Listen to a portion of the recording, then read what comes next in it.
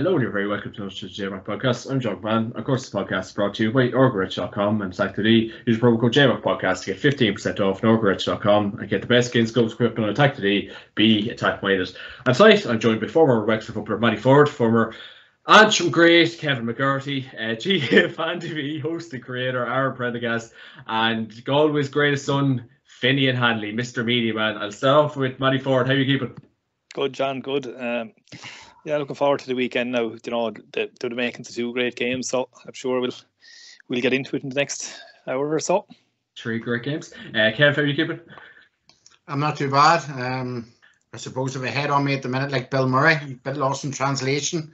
Yesterday watching that hurling game, but sure, you know, hopefully it's not Groundhog Day this weekend with two terrible games, you know, but sure we'll get on to speak about that as Matty said. Mr. Prendergast, how are you keeping? Yeah, doing good, John. Living the dream, all the rest, you know yourself. So looking forward to this weekend's games, and look, hopefully the Dubs can do the world a favour and get rid of Kerry. Very good. And Mr. Finian Hanley, how are you keeping? Good, John. Yeah, all good. Yeah, it's an emotional roller coaster for us here at the minute, with all hurlers, footballers, minors. It's all happening. So we're up and down, but happy to be at this stage of the season in all competitions. It's great. I believe you have a guest appearance in the Taff Bar tomorrow night. If anyone's watching, get along to it. Yeah, great Taff Bar tomorrow night. Yeah, should be a bit of crack. Great points. If they win on Saturday, we'll be there for the week as well. So Lallies are great Galway supporters. So yeah, should be a bit of crack. Brilliant stuff. Yeah, so lads, the excitement's really building. So we've three games to look forward to this weekend, and start on Saturday in the Tailteann Cup final. You have Westmeath against Cavan at Croke Park at 3 p.m. and it'll be live on RTE. So that'll be the first game of the weekend. It's getting to the hammer time of the championship, lads. It's hard to believe there's only a couple of games left of this football championship, lads. It's mad to believe we're only in July, but there you go. That's the way it's structured this year. So we'll start off with the Tailteann Cup final, lads. I suppose the two teams were probably hotly tipped to get to the final, and obviously Tipperary were probably worth a shout, but it's Cavan v Westmeath this Saturday in Croke Park. So, Matty, what's the thoughts ahead going into this one? Yeah, this one has kind of gone under the radar a little bit, I think, over the last few weeks with the football quarterfinals and then probably the hurling semi-finals, and almost 3 weeks of a break, I think it is, from the semi-finals to the final. It's been a bit strange, but I think it's for the better that they get to play in the final, in fairness, on a big occasion. I think it's only right, but I said it has definitely gone under the radar with what happened, I suppose, definitely with Galway and Armagh, and it's been quiet enough. But it's probably for the teams playing, it's great preparation. You know, they can a couple of weeks to work on stuff, and kind of enjoy the build up to a final, which, let's be fair, neither team have played many finals in Croke Park, so it's nice to have a little bit of a build up, and there should be a nice crowd there for it too. But strange, every time I think about the match, I kind of come up with a different winner. Cavan at the start of the year was everyone's tip to win it, and they've done the needful so far and came through most games kind of comfortably enough. And Westmeath looked like another quite a strong team in it. I think it's actually very, very hard to call. They're two quite evenly matched teams. Physically, your guys in Cavan look like to have a bit of an edge. A couple of huge men, particularly up the middle and around the middle. But Westmeath have been fairly impressive in their route to the final too. Maybe, albeit been a bit of an easier route maybe than Cavan, but I think it has the makings of a right good game. Their two teams are going to have a go at it. I think they've nothing to lose. It's their last game of the season, and it's nice to be in a final in Croke Park. So, I'm looking forward to it. As I said, trying to call it, I think is a bit tough, and maybe you mightn't be thanking me for it, but I actually fancy Westmeath. Look at just going on what they've done. They've been in a number of Leinster finals. They've beaten a lot of teams in qualifiers over the last number of years. They've been second to Dublin, obviously getting a few hidings, no more than anybody else in Leinster and further afield. But I think maybe just a little bit more experience they've had in Croke Park over the few years might just stand to them. But I think trying to call this game, I think, is a bit of a lottery, to be honest, John. And would you, obviously from watching the Tailteann Cup as well, Matty, do you feel the two strongest teams have got to it? Obviously, we have seen a lot of good performances in the Tailteann Cup from a lot of teams this year, Matty, and it's been a great advertisement for it. But you feel these are the two strongest teams, best performances to warrant the final appearance this Saturday? Yeah, absolutely. I think by some distance they're the two best teams in it, and have performed admirably. Westmeath were very impressive in the semi-final against Offaly. To put up a huge score, and I said that's why I think the game has the makings of a good game this weekend. You have two teams who actually want to go and play a bit of football. Cavan aren't your typical Ulster style team. They want to get a lot of guys behind the ball and defend. And I think we're going to see a right good open game of football. But I think by some distance they have been the two best teams this year, and have been scoring freely and playing some really good football. To be honest, they're two teams that definitely wouldn't have been out of place in the championship proper. I think in the qualifiers, I think they would easily have replaced a couple of teams that we've seen go out on a whim over the last number of weeks in the qualifiers. Absolutely. And I suppose from the Cavan point of view, Matty, obviously we've seen a lot of good performances, and obviously Jason McLaughlin, Jared Smith's been playing pretty well up until this kind of mark, and I suppose Paddy Lynch is kind of yet to get going in the Tall Cup, and no doubt final could be a perfect chance. So I suppose we're looking towards them men again this weekend, Grove McCarran included in that. Yeah, I was just going to mention Garrod. Obviously he has been the one guy that's really stood up. We probably maybe gave him a little bit of stick here during the Ulster Championship.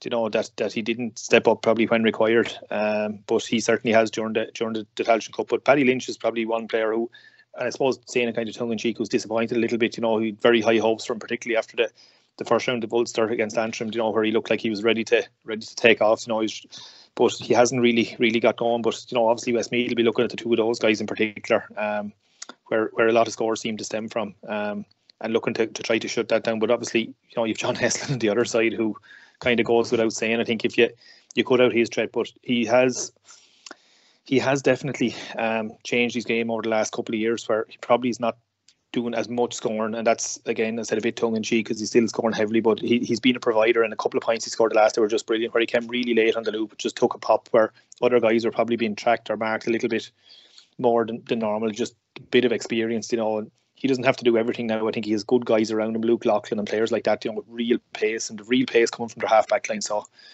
I just really think is the makings of a really good game. I think by all accounts the forecast is good for the coming week. So I think we actually could be in for a right good game of football.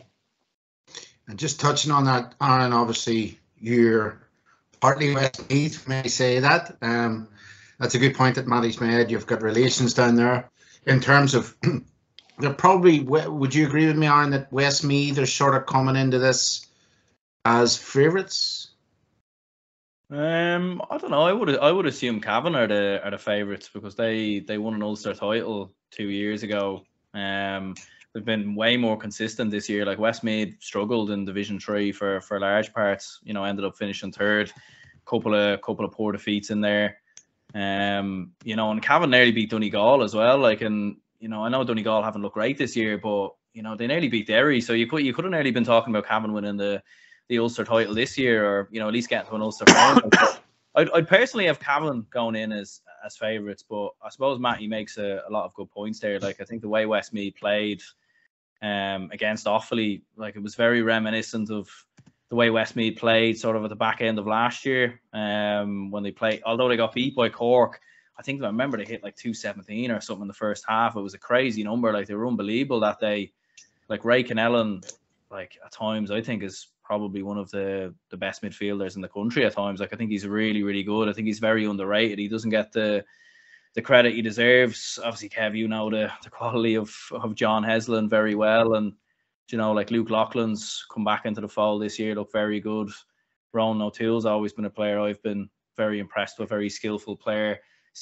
Kicked 5 points the last day, so seems to be adding end product to his game. So, they, for whatever reason this year in the league, they couldn't really carry on that momentum that they sort of finished last year with, even though they were relegated. But, they beat Laois, I think, by 17 points in the Leinster Championship last year, 16 or 17 points. So it's took them a while to get going, but it's a hard one to know because it's a hard game to call because both sides have been very inconsistent at times this year in their performances, which makes it quite difficult. And you look, Cavan had a couple of defensive problems against Sligo. You could see Westmeath definitely causing them problems. So yeah, no, it's going to be a very, very fascinating game. Yeah, absolutely, Aaron, absolutely. I suppose kind of going into it with Westmeath have been flying, Aaron. It was a really, really kind of good semi-final, and John Heslin, as we've kind of rightly been saying the last couple of weeks, has been flying. He's been their marksman for the last 10 years plus, Aaron. So he'll be a big target man this Saturday in Croke Park. Oh yeah, absolutely. Like he's always, anytime people think of Westmeath football, he's really the name that comes to mind. Really, like, and he's been so consistent as well. Like even when Westmeath haven't been playing well, like he's been such a reliable shooter. Like he's perfect for frees obviously as well, which is obviously crucial for them. But I think, to be honest with Westmeath, like I think maybe their downfall a lot of the time in the last couple of years has been they've been almost too reliant on him. Like they've been too reliant on him to get them out of trouble, too reliant on him getting the scores. Whereas, like in the game versus Offaly, yeah, Heslin was unbelievable. He was great, but it was Luke Loughlin contributing. It was Ronan O'Toole getting on the score sheet. Lorcan Dolan coming off the bench making an impact. Ray Cannellan around the middle. So for me, like it's for Westmeath to win this game. I think they need more than just John Heslin, in my opinion. Like I don't think he's going to be enough, because I'm sure Cavan will have some sort of a game plan for him. Like Mickey Graham, like he's a smart man, so I'm sure he'll come up with something for him. So he will be the target man. He certainly will be the man to watch out for, but I wouldn't put too much focus on him if I was Mickey Graham, because I do think there's a lot of other men there to worry about, in my opinion. Coming in on that there was actually in the two semi-finals, both teams actually had 5 forward scoring, which is quite a bit. But the Cavan 5 forwards combined for 9 points, where the Westmeath 5 forwards combined for 218, and only 7 points of that came from John Heslin. So, like Aaron's saying, exactly, there's plenty of other scoring threat. Like, Luke Loughlin scored, Lorcan Dolan scored, Sam McCartan scored, and Ronan O'Toole 5 points as well. So, they have a scoring threat coming from more than just John Heslin. I think to say just kind of tie him up and you have a great chance to win, and I think is probably maybe could be a little bit silly. No more than saying about Paddy Lynch maybe and Gerard McKiernan on the other side, but just they've been scoring. 2 teams actually, to be fair, have been scoring heavily, but I think they're more than just a one-man band. Westmeath are, to be fair. Filian, just to bring you in this quick question. We're not sidetracking things, but in terms of watching from the outside for us GA enthusiasts, sort of counties have really took this competition sort of seriously now. It looks as if, I personally have been very critical of the GA, but just to get someone else's view on it, it looks as if there's buy-in here to this. Now it needs to be tinkered, there's no doubts about that, but what's your own feelings? Watch it from maybe afar. Yeah, no, definitely. It's the right direction, Kevin. To be honest, it's certainly the right direction. Is it the end game? Is it the finished article? I don't think it is. It needs a bit more of probably more games, and maybe as you previously said, there's probably 3 tiers in the country at the minute with regards to Westmeath and Cavan are probably closer to the middle tier, and there's teams behind them. So teams are buying in. Look, Saturday is huge for them. If you think about being a footballer in Westmeath and Cavan this week, there's a guaranteed place in the All-Ireland. There's the other fanfare, there's the holiday, there's the few bob for the county. There's a lot for the whole county to really get excited about. So it's definitely a good first stab, to be honest. I think people have really bought into it because the games have been really, really good to date. And I don't think Saturday will be any different. I think it'll be a really good affair. Like I suppose in the Tailteann Cup, you're not going to have it as cagey. Like Derry and Galway could be a real cagey affair because there's so much at stake. Whereas, Cavan and Westmeath will just see, right, it's Crow Park, we'd go for it. We'd rather win going for it than sitting back. So look, from my point of view, I think it's definitely a step in the right direction. It's been really positive so far. Most teams have really put in a big effort because, look, there's a real carrot for those teams there besides playing against Kerry in the Munster Championship or Dublin in the Leinster Championship, which is bollocks, to be honest, and we speak about it all the time. But maybe a round robin next year, just to kind of move it on. And we're eventually moving towards possibly a tiered system or whatever it is, maybe senior, intermediate, junior, whatever it is. But this is certainly a good start, and I hope it gets the attention this weekend because there'll be a huge crowd in Croke Park. There'll be a northern take on it. There'll be the Galway take on it. Do you know what I mean? So I presume a lot of fans will be in early to watch this for a really, really good game.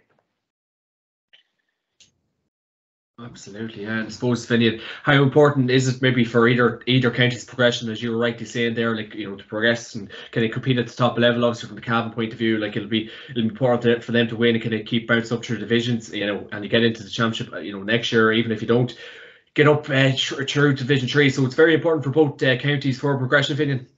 Yeah, absolutely. Yeah, I suppose once you're coming into the semi-final of this competition, particularly the inaugural or the first one, you're kind of going, look, we lose the semi-final. Sure, look, we might look at it a bit differently. But once they get over that curve of the semi-final and into the final, it's now become real championship match, proper championship match this Sunday. I'd say the preparations have been second to none. Both teams don't like. A loss for a team would be devastating on Saturday because, do you know what I mean? Like, you get to the final of it and there is so much at stake. It won't be a case of ever sure it's only the Tailteann Cup. I think a loss, you will have boys a very sad bunch of players in the losing dressing room on Saturday. And you'll probably have elation with the winners because that's their level. And, they're guaranteed into the championship next year, and maybe that sort of cushion next year in the Ulster Championship for a Cavan to say, well, look, we're in the Ulster Championship. Regardless what happens in the league, we're in the Championship. We can start flooding players and we can really plan for the season. So there's so much at stake. And I suppose from the games point of view, I'll be with the boys. I think Westmeath have a great chance. I really do. I think the pressure of the favourites tag from day one. I think before the Championship or the Tailteann Cup was announced this year, everyone said Cavan shouldn't be in the Tailteann Cup. I've been speaking to Cavan people. They're saying, look, Cavan shouldn't be. Cavan are in the top 10 in the country. They shouldn't be in the Tailteann Cup. And I felt against Sligo watching the whole game. I don't know if the boys agree. I felt that bit of pressure on them. It felt like, Jesus Christ, everyone's looking at us saying we shouldn't be here and we should walk this competition. And I think Sligo had loads of chances to win that game. And Cavan didn't really do themselves justice, whereas Westmeath are playing a little bit, the shirts are off. They don't really mind and they're tipping along. And as Matty says, they're really good footballers. So I think that bit of pressure on Cavan will allow Westmeath to push ahead on Saturday. Kevy, we talk about the chances, Sligo had the last game, Cavan's defence will have to be a lot tighter than the last that we touched on it a couple of weeks ago on the podcast. So no doubt Mickey Graham's been shoring up the fence and Rice McMenamin's been, I suppose, has the thinking cap on for the last couple of weeks because, Westmeath have a lot of good forwards. Yeah, well, look, let's not masquerade the fact that Cavan were well thought of as probably favourites for this competition before it begins. Their performances have been lacklustre. And in all reality, Geroid McKiernan has sort of been shouldering them on his back nearly at certain times in this competition. We had Matty Wright articulated great hopes for Patrick Lynch for this season. He has been very, very poor in this competition. And if I'm going out as a Cavan fan on Sunday, I'm not relying on him at the minute. He's been exceptionally poor.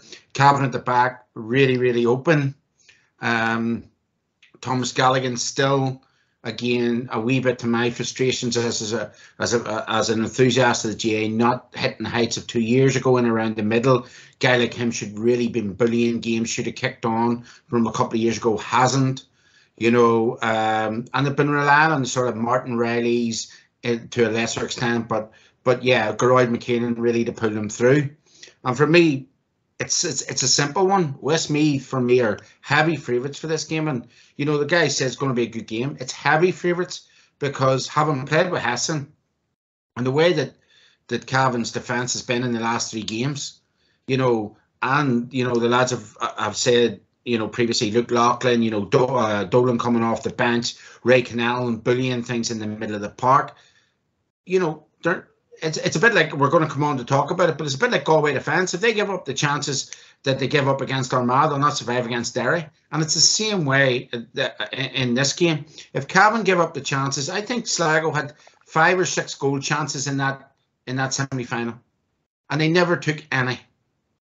And the reality of the situation is, you would expect a team as potent up front as Westmeath to take them chances. And on form going into the game, having beat a team that played pretty well in Division 2, let's be honest. Offaly were quite unlucky to get relegated at the end of the day. All-Ireland Under-20 champions last year, and they really put them to the sword. Westmeath were absolutely ruthless in that game. And I expect Heston and the cream of a footballer that he brings to really, bring about his authority to this game. And Cavan, for me, have no chance, absolutely no chance, unless, we get the players, their key players stepping up to the mark. you know, Tomas Gallagher stepping up to the mark, Patrick Lynch really coming out of that hole he's gone into since the Antrim game and really spreading his wings again. And the other thing as well is, you know, Raymond Gallagher has been missing a lot of frees from long range. You know, he's going to have to punish Westmeath every attempt he gets. So Cavan have been very, very lackluster coming into this. They need to save their best performance of the year for this game. And for me, Westmeath are heavy favourites. Gallagher's been consistent enough. I'll call you out on that one, big man. Was he consistent enough in the 4 frees he missed in one game? Which was that one? It's against Sligo. Was it against Donegal? We spoke about it. He's been very good in the Tailteann Cup, though. Yeah, okay, very good in the Tailteann Cup. There you go. All right. Was he consistent against Donegal? Did we speak about this on the podcast? No, he wasn't. Tomas Gallagher hasn't been anywhere near. We're talking about Raymond, but also Tomas hasn't been anywhere near the form he's been a couple of years ago. Cavan as a team collectively are being dragged to this final by Geroid McKiernan. They were an unbelievable team, a couple of years ago. Now they look as if they're relying on one guy to get them right where they are now at the minute. And if that happens on Saturday, there's only going to be one winner. Okay, there we go. And I suppose brushing up on that, I suppose was what Kevin was saying, Matty. Like, do you feel, you know, what Kevin's kind of saying there? Do you feel them lads will need to be top of the pops to get over this Westmeath team? Like, do we really rate that Westmeath team this highly?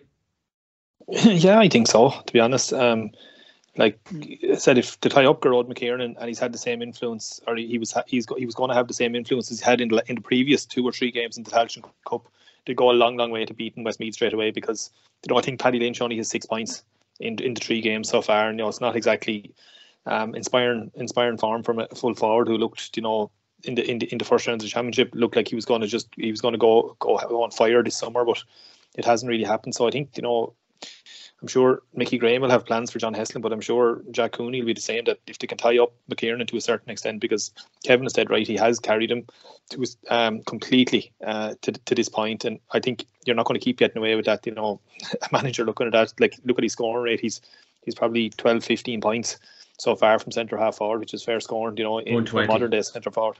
Sorry? 120. But in the Tailteann Cup, sorry. So, you know, it's heavy scoring. So, you know, you look at straight away, it's probably the most obvious thing to say, but you look at someone to scoring that heavy, stop them, and you go a long way to putting yourself really with great chance of winning the game. Can I ask Fineen a question as a defender? So I am Mickey Graham. I'm looking at somebody like Luke Loughlin with his pace. I'm looking at young Dolan's coming off the bench, but I'm looking mainly, as Matty's just articulated there, about John Heslin. Which way do I approach that from his point of view? Do we go zonal defence? Because, as we know, he drifts out the field. He can shoot from range. You know, they can stick him in full forward if they need a goal chance. So how do you approach that? They're going to have to put a man marker on him. They're going to have to, you know, I don't know who like, is it Park Faulkner? I don't know who they're going to put on him. Obviously, they're going to have to get physical. John Heslin looks quite slight. He's very physical. He's very good in the air. So, like, he can play out the pitch.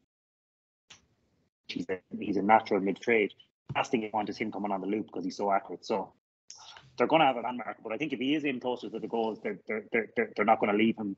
They're not going to leave whoever's on him, if it's Faulkner or whoever is on him. You know, they're not going to leave him isolated. I would say they will be dropping a man back full time to keep an eye on him, you know, and those long high diagonal balls will be broken to whoever that man is. I think that's the way they'll approach it.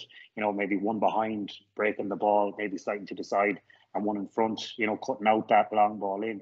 Like, Cavan will want a slow labour build up by Westmeath, because the quick ball into the players you've just mentioned, Kev, you know, in Croke Park on a dry day, which it's going to be on Saturday, would be absolutely devastating. So I can't see Cavan leaving whoever's marking John Heslin isolated, but they're going to have to get physical with him, and maybe John might, you know, agree, but Park Faulkner is probably the man to maybe curb that. Yes, or Jason McLaughlin. I think Jason McLaughlin was brilliant against Sligo, and he's done an outrageous amount of work, and he's been on the bounce for the last 10 years. And we talk so much about Paddy Lynch, Geroid McKiernan and all the boys with Jared Smith, but I think Jason McLaughlin does an outrageous amount of work. I think he's a sensational player.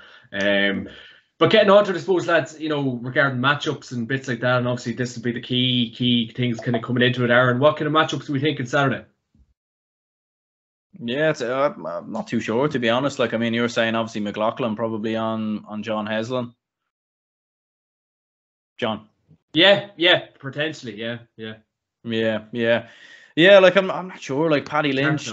Yeah, like I don't really know, to be honest. Like maybe ask the lads a bit more, like what they think. Like maybe have Kevin Maguire probably on Paddy Lynch, but like it's going to be interesting, all right. Like around the middle. Thomas Gallagher, like the battle of midfield is going to be interesting as well, like with Gallagher maybe going up against Ray Canellan.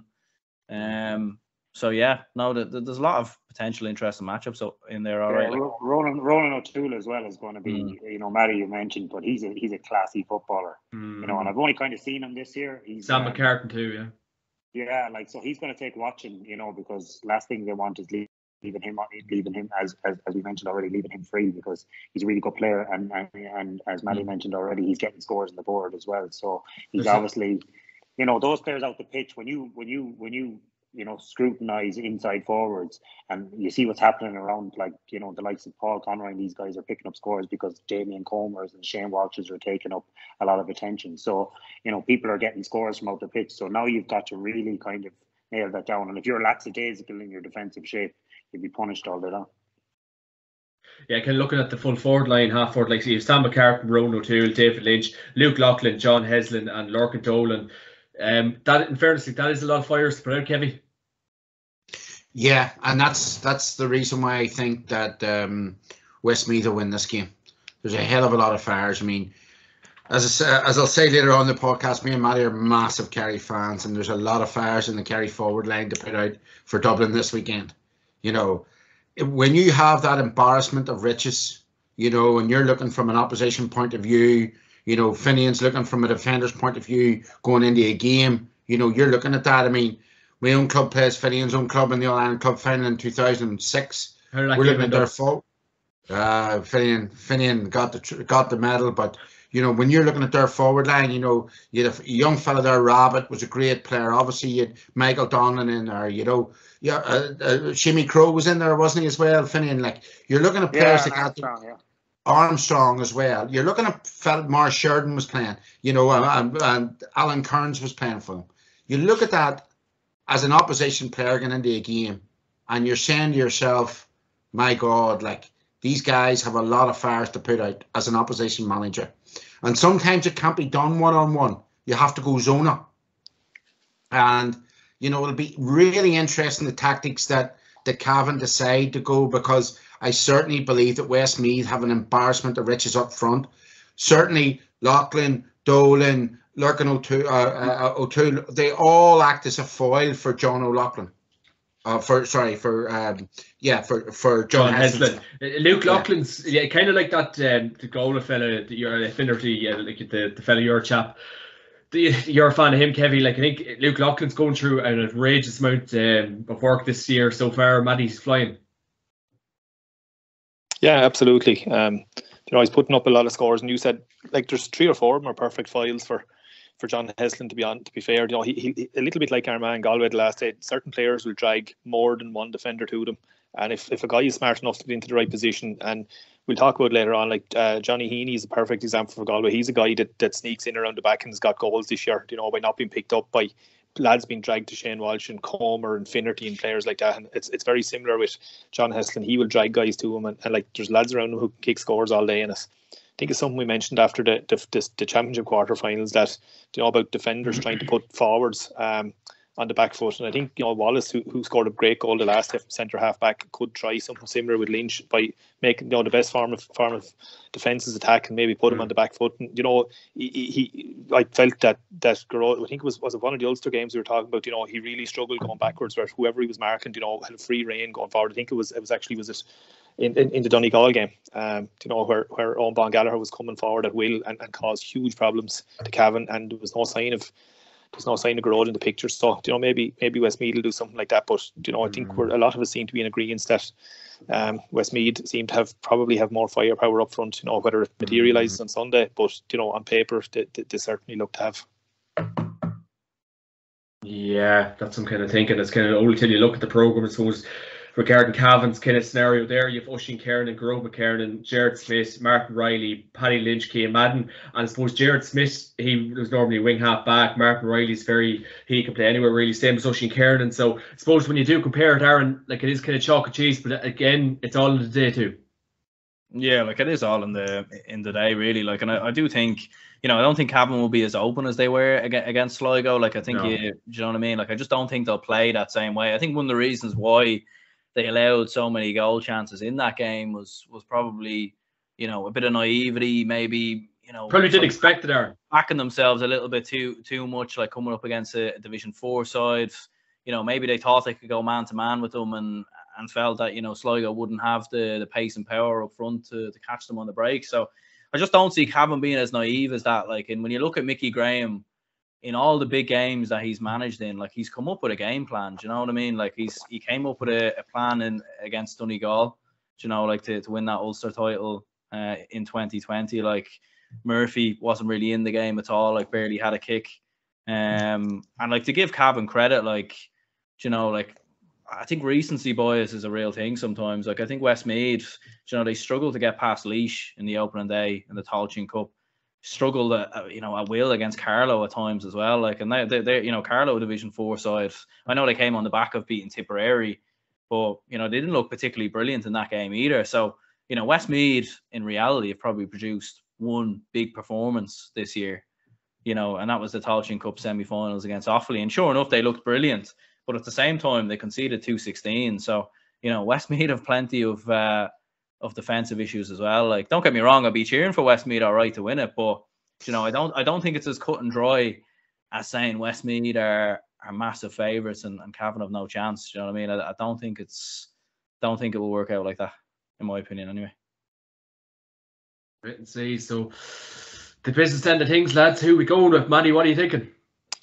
Yeah, like I definitely don't see Westmeath as massive favourites. They're actually Cavan are the bookies' favourites at about 4-6 and about 6-4 roughly, I think, for Westmeath. But yeah, look at it, instead of probably chopped and changed a few times, but I think Westmeath will win it. I just think, probably saying to have more firepower up front is probably a bit of an easy way out. But like, just looking at the spread of scores, look, we have to. Aaron said it there as well, like, to concede 2-16, but we have to take into account to get to the semi-final, to get to the finals, they've beaten Wexford, New York, and Offaly. So, it's not a massive CV either. Kind of, I suppose, maybe no more than Cavan's, because Sligo and Cavan very close in the National League. I think to the man sent off, and I think only for that was probably the difference in it. So, I think it's intriguing. I think it's got, as I said, it could be a hell of a good game of football, but just the fact that they look to have a bit more scoring power, and purely that's all it is. It wouldn't be a massive surprise if this one ended in a draw and probably went a bit further, but just about going for Westmeath. There we go, Kevin. Yeah, I'm in agreement. I just think there are too many aces in their pack, and if this is Cheltenham or whatever else, there's one team coming in here who have been pulled and dragged, heavy favourites from the start, but really aren't producing the form. And I would just be worried about that. And for me, well, regardless of what we say about, it's a team game, Hessen's just a real ace in the pack, and he will get purple patches in the game. And the other thing is, if Westmeath get any type of goal chance, I would expect them to take it. So Westmeath have much more firepower for me, and yes, I would tip them as well. Mr. Hanley. Yeah, I suppose slightly in agreement. I think Matty's right. It's going to be a tight game, and the fact that it's the first final of the competition as well, there's going to be pressure on both teams. Like, both teams are going to be, really, really nervous going into this game, because they're going to want to finish with a win, because you're getting through winning the first Tailteann Cup and all that goes with it as well. So, like, it's going to be a nervy affair, I think, cagey at the start, but when it opens up, it should be a really good game of football. But I am agreeing with the boys. I think Westmeath just, I think the favourites tag, as I said before, is weighing a bit on Cavan. Everyone is expecting them to win. And sometimes that can get you. So I think Westmeath are a little bit more carefree going in at the weekend, and they'll probably win by 2 or 3 points, in my view. Sorry now, John. I don't mean to upset you on Monday night. What do we know? We don't know anything, so sure. You're Mr. Media Man these days, Vince, so you know it all by all accounts. I haven't a clue. I'll be crying into points on Saturday night. Mr. Aaron Prendergast. Well, I better tip Cavan, John, because she's like your breakdown in tears. Like, do you I know swear what to God, I was Come on, honestly, a tear was coming down my eye when Vinny was talking there. Yeah. I don't know. Like, I think it'll be very close, to be honest. But do you know what? I think Cavan might just nick it, to be honest. Like, I think they'll come up with a plan. You know, I don't think they'll go man to man with Westmeath. I think there will be more of a zonal system at the back, and I fancy them to nick it. Like, even Gerald Smith as well. Like, he had 4 points the last day. I think he's been all right, to be fair, from a Cavan perspective. And you know, when you look at some of the teams they faced compared with Westmeath this year, I think Cavan will nick it. Unfortunately, I hope they don't, but we'll see. Great stuff. Right, lads, moving on to big business in the All-Ireland Senior Football Championship semi-final.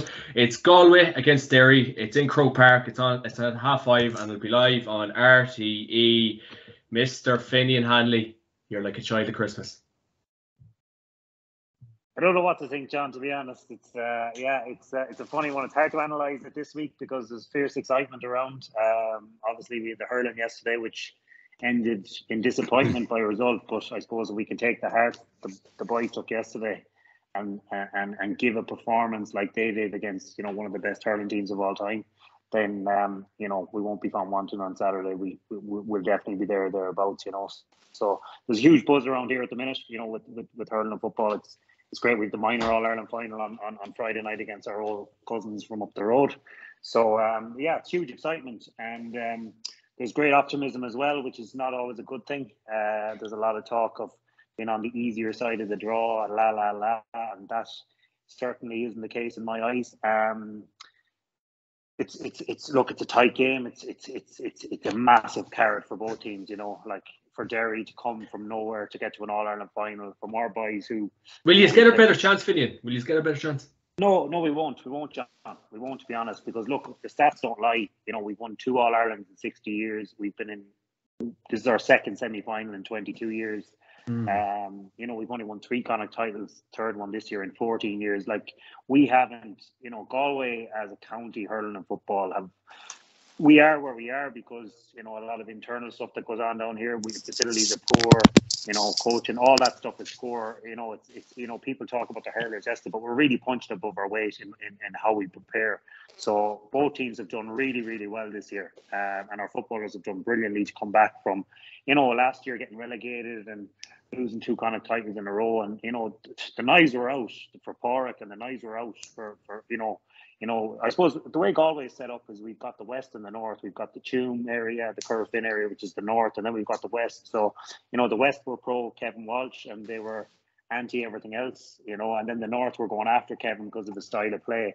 And then obviously the west now in the last couple of years have kind of gone after Porrick a bit because of the losses and the relegation and everything like that. So it's a little bit divided down here. So to be in this semi-final against Derry, look, we'll get into Derry in a bit, but you know, it's not a foregone conclusion, but it's definitely an opportunity for our boys, and they never expected to be there, to be honest. So if we can get over the line on Saturday, it'd be absolutely massive for the county. Matty Ford, I was reading a book at the weekend, and the quote came up to me. I'm going to read this to you now. He's big red facing Matty now. There are no unknowns. There are things we know that we know. There are known unknowns. That is to say, there are things that we know we don't know. But there are also unknown unknowns. There are things we don't know we don't know. Now, that was Donald Rumsfeld to the UN at the time of the Iraq War, right?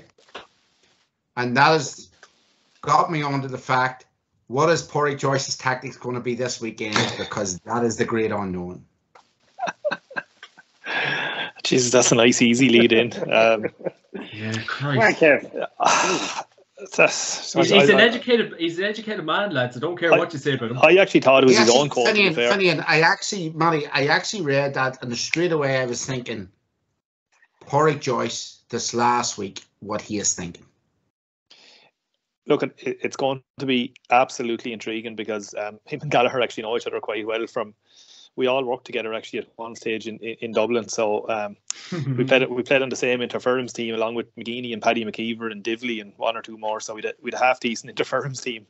But it's fascinating because I'm sure the first probably 4, 5, 6 days maybe after the Armagh game was kind of coming down, getting things back to work, getting guys recovered, I think, which is obviously the biggest thing. But like, I'm sure, that was for the players. I'm sure he had his thinking hat on fairly straight. To be honest, I think they're probably going to have to kind of mirror what Derry are going to do to a certain extent. You can't just go out and say we're going all out attack, and we're going to just try and outscore them, outgun them. Like if and it is, I had kind of said, and I think I put it in the WhatsApp group, when the match went extra time and penalties, I said, like, the real winners here are Derry, because they'll be home, rubbing their hands, they've got their game over and done with, rested a couple of bodies, got a couple of bodies on, get them a bit of game time. Here's this match, they're battering the hell of each other. It's gone to extra time where they were just out on their feet, the whole lot of them. It went to the penalties. Shane Walsh was carried away from the penalties. I don't know how he must have been carried off the field. He looked in a bad state. So the first 4 or 5 days is definitely about recovery, but it's just, I think it's intriguing. I said Derry all along, but I don't know, maybe I don't know what it is in me. The closer I get to the game, I'm starting to lean back towards Galway, and I don't think the league game is going to have a lot of relevance to this, other than it's a massive motivation for Derry that this is not going to happen again, and I don't think it will. It's obviously, I think these are going to be two really, really close games the weekend, but I think, as I said to start out with, they have to go and kind of match them. But I think it's really important they start quite well, because they didn't start well again, Armagh. And if Derry get that bit of a cushion, whether it be 4 or 5 points, I think they will be really hard to peg back. So I think he's going to put a huge emphasis on starting well. And he's going to put a huge emphasis on not getting behind early in play, and giving Derry, because that's the oxygen that they've really, really lived on. But it's strange. I actually feel the 4 teams coming in this weekend, between them, haven't had a proper test in the championship yet, and it's appropriate that they're the 4 provincial champions.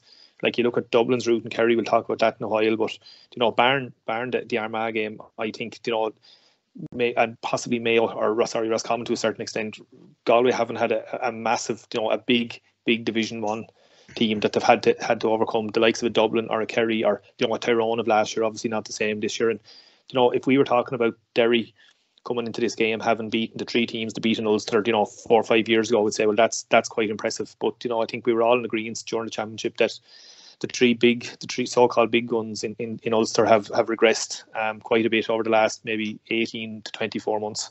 So it's a little bit of an unknown still. I think, again, similar to the Tailteann Cup final, this is all the makings of something that could be absolutely brilliant, and it wouldn't be a surprise again to see this one going the whole way. But look at, I suppose, in short answer, Kevin's tactics, it's going to have to be get themselves into the game early, stay in the game, and then I think if they can do that in 15-20 minutes in, there's a point or two in one way or the other, I think Galway are well in this game, and that's where I can see them maybe being able to push on. But look, there's matchups all over it, and I'm sure we'll go through them that are absolutely intriguing. And I'm sure Gallagher on the other side is definitely going to have something up his sleeve as well, Kev, for the likes of Walsh and Comer, and particularly Finnerty after the last day, who was just quite exceptional. So it's really intriguing. Because it is, lads. Because it is, yeah. Kev, you're going to jump in there, sir? No, I was just going to say that. Yeah. I was going to ask Aaron, but I was just going to make a comment that, for me, at the very outset of this conversation, everything is about Galway and nothing about Derry. And Finian mightn't agree, or Matty or Aaron mightn't agree with me on that, but it's just to throw it out there on the floor. Derry will be happy the way that they have played all year, and they will do that, and it will suit them against players like Finnerty and Comer, who like to stay nice enough close to goal. Okay, Walsh can roam out a bit, but for me, Aaron, I don't know what your belief is in this, but I think everything is stacked in Derry's favour the way that tactically they are set up.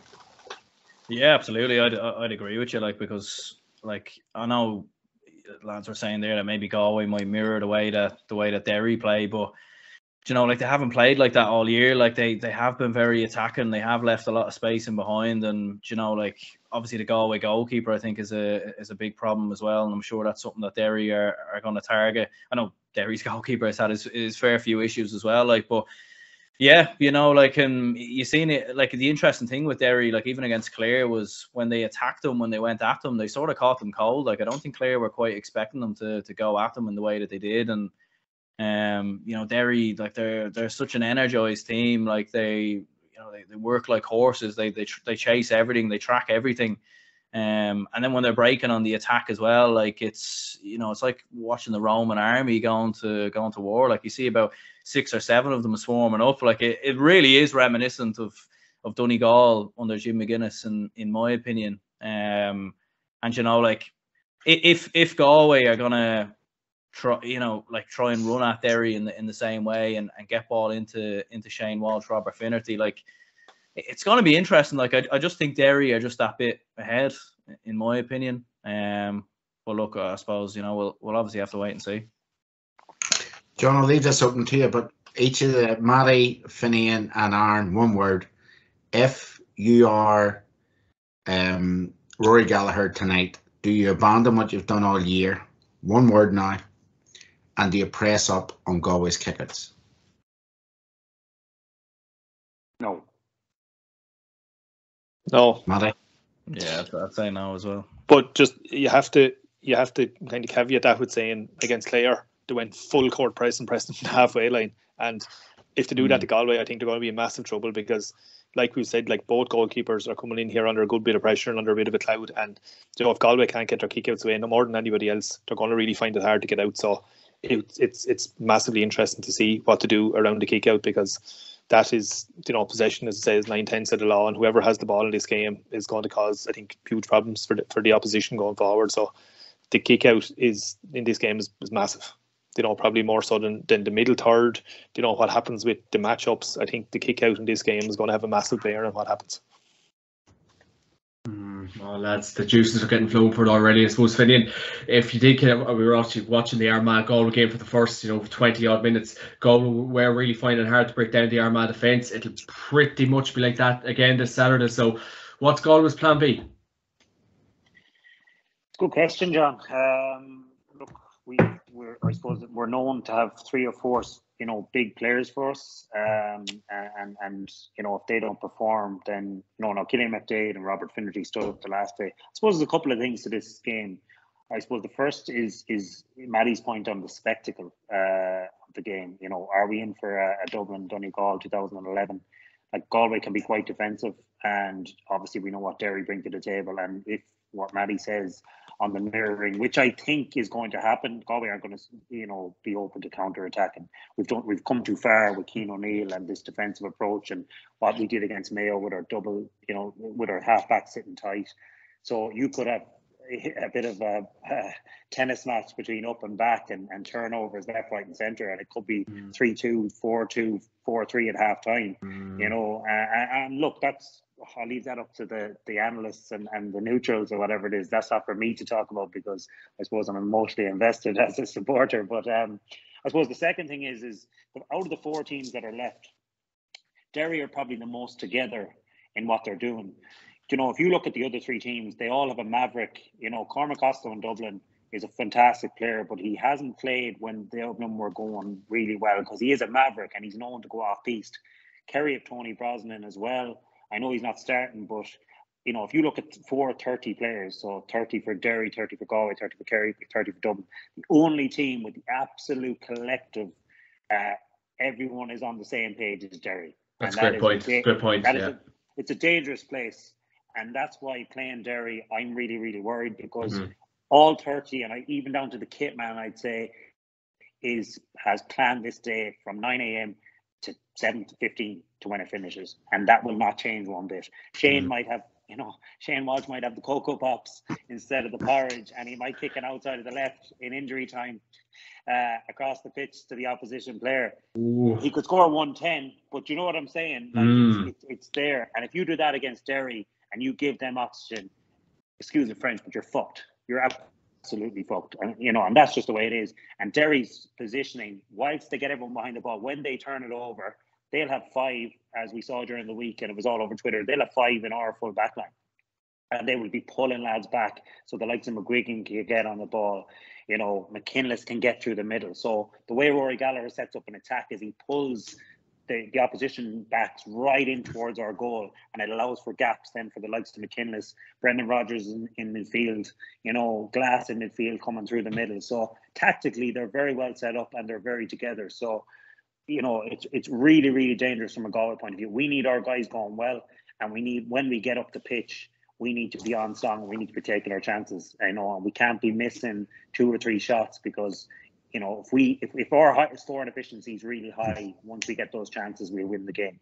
But if we miss easy chances, then, you know, I'd be worried for our guys, you know. But look, as Adal said, it's got the makings of a huge battle, and there's so much at stake. It's going to be nervy, and for the neutral, it mightn't be an open spectacle, but it's all about getting over the line. Semi-finals are to be won. Aaron, can you see many kind of similarities from the Armagh Galway game like this Saturday? Can you see kind of being cagey defensive, both teams not willing to take many chances at the start?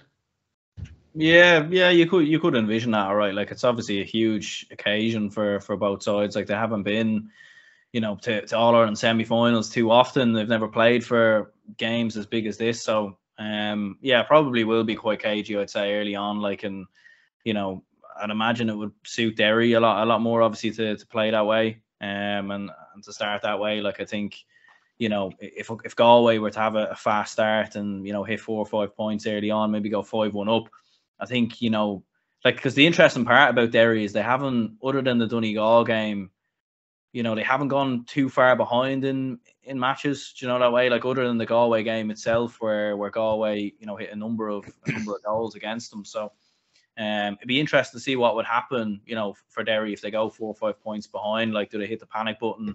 Do they try and change the way they play? Do they then push up in a similar way to how they played against Clare?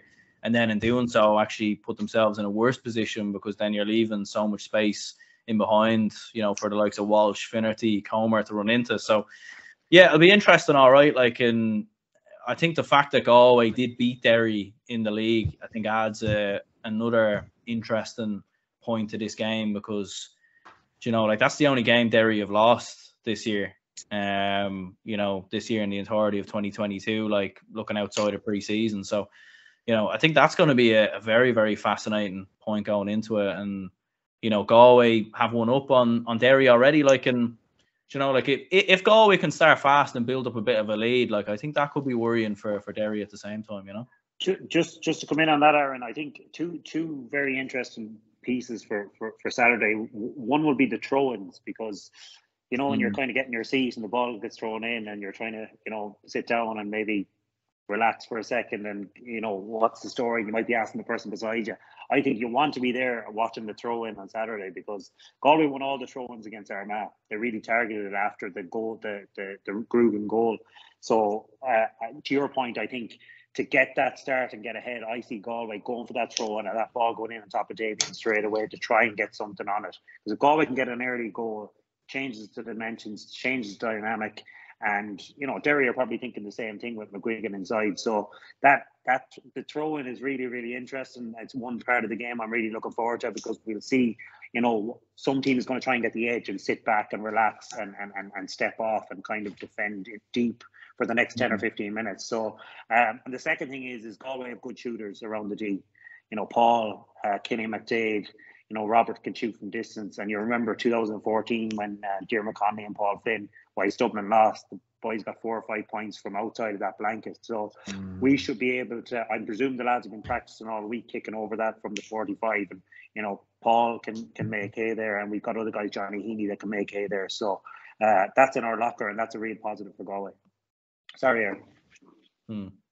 Yeah, 100%. I think as well, like, with Galway, like, I think the reason why they need to start fast as well, like, is because you see towards the end of games, like, Galway have struggled at times to close games out, like, even in the Armagh game as well, you know, like, obviously conceding the 2 late goals. You think Roscommon towards the end of the game as well, even Mayo as well. Like, Mayo weren't great at all in that game and brought it back to a point. Whereas Derry, like, I haven't seen Derry get tired at all, like, even in the Donegal match when that goes to extra time. So I think that could be, like, I feel like if this is a close game, if there's 1 or 2 points going down the home stretch, although nerves might play a big part for Derry, you know, I think the energy of them, and with Rory Gallagher on the sideline as well, acting like a madman as he always is, you know, like, I could see Derry getting over the line. So that's why I think a fast start for Galway is of most importance, really, you know. And just to, like, Maddie and Kevin, I suppose, as forwards and the blanket defence, and you both played against them numerous times, particularly, I don't know how extreme, but this is extreme. And you saw Clare the last day, how frustrated, like, there isn't room to, as Derlock Nam says, just turn a sweet in your mouth. Like, it's absolutely bodies everywhere. You can't get a shot off. And as a forward who's grown up, kicking points and whatever, the frustration and the worry from my perspective on Galway is, have we got the patience? Has Shane got the patience to relax? Has Paul got the patience not to kick? And Paul has always wanted to kick for the last 10 or 15 years, but he's learned not to now because it's not on, because there's so many bodies back. So do you think Galway have the patience and like to go that 70 minutes against this? That's the big question. They're going to have to, Finian, to be honest with you. I think Shane definitely does. What I like about Shane is he can play inside and he can be dangerous. He's that lovely swivel of the hips. He can score off both. He can come from deep and score.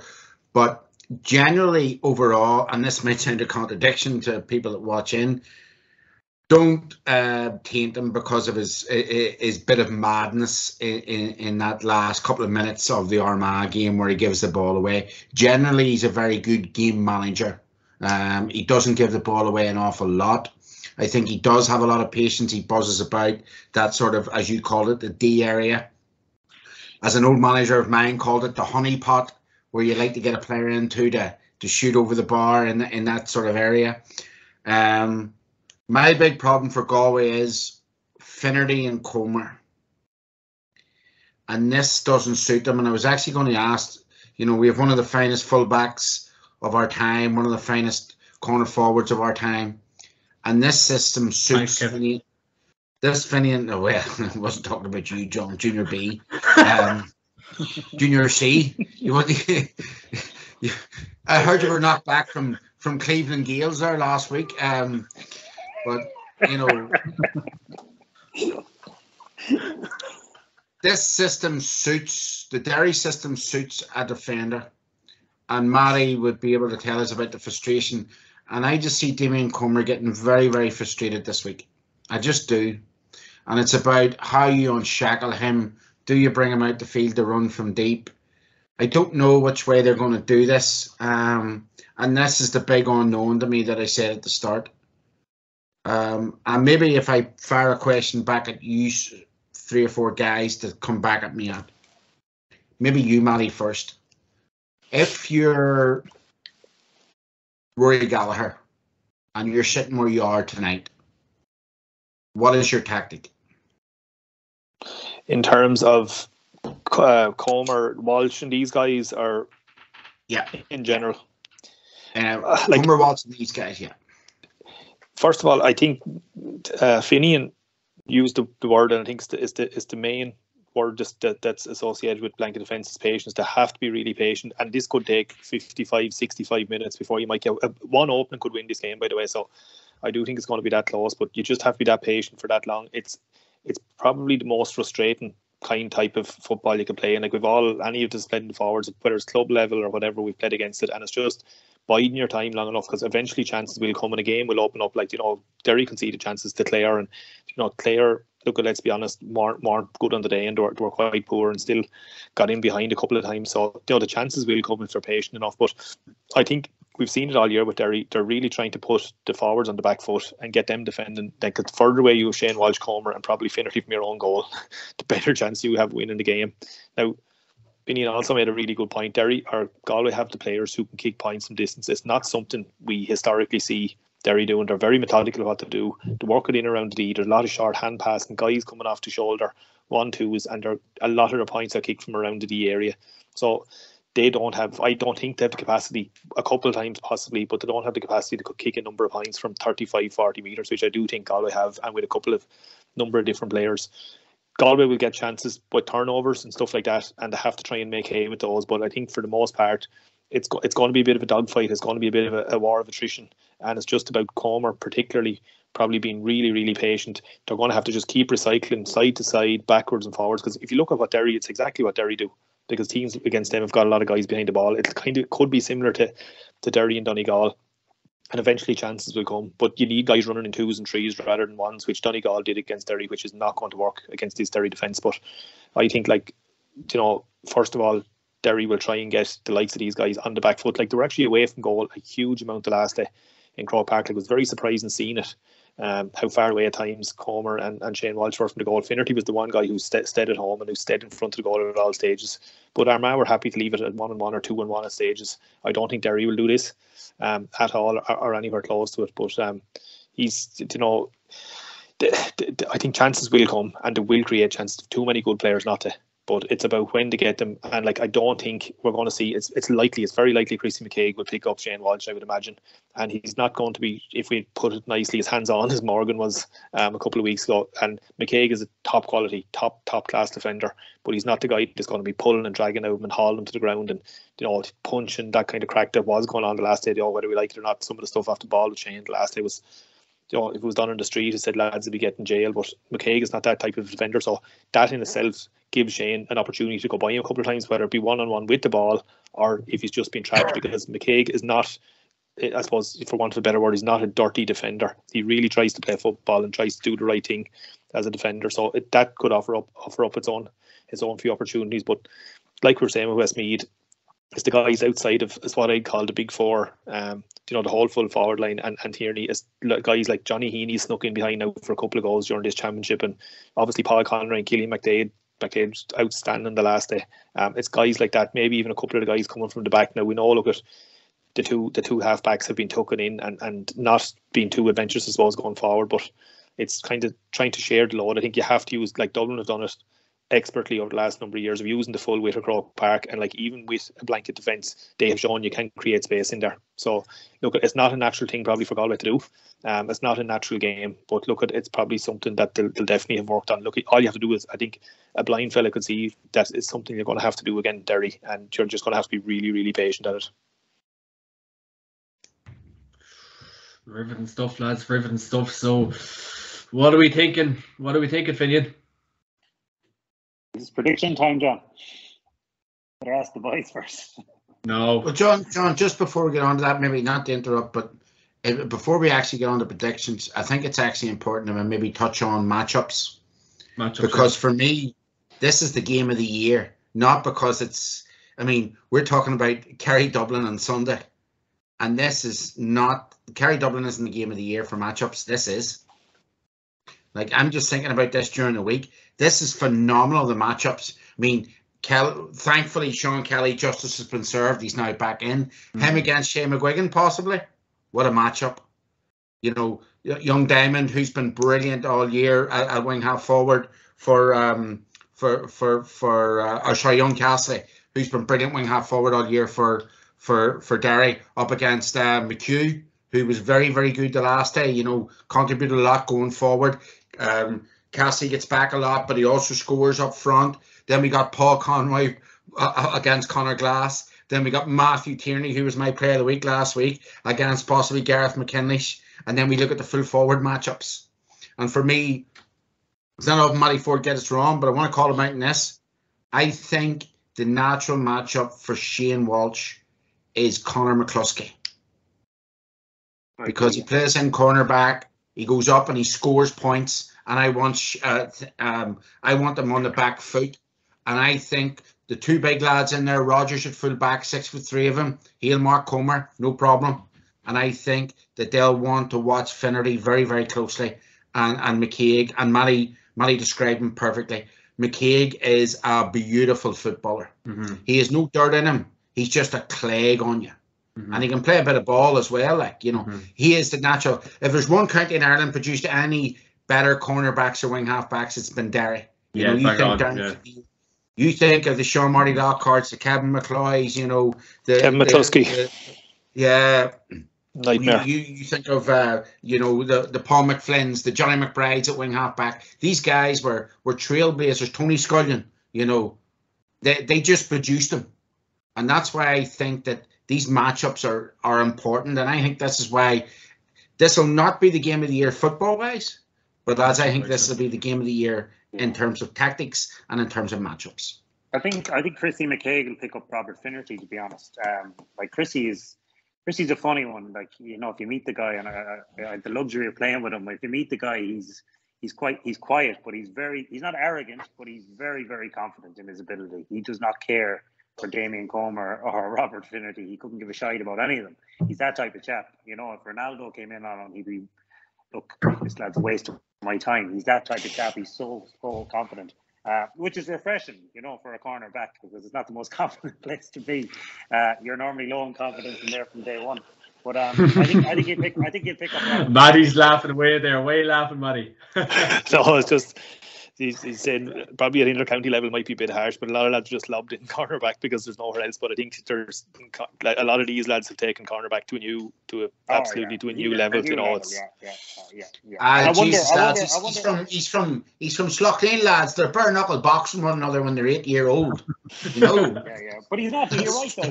He's not one bit dirty. Like he's so good. He's so good at what he does. He's clean as a whistle. That's why I think he's going to pick up Finnerty. Brendan Rodgers played midfield the last day. He started midfield.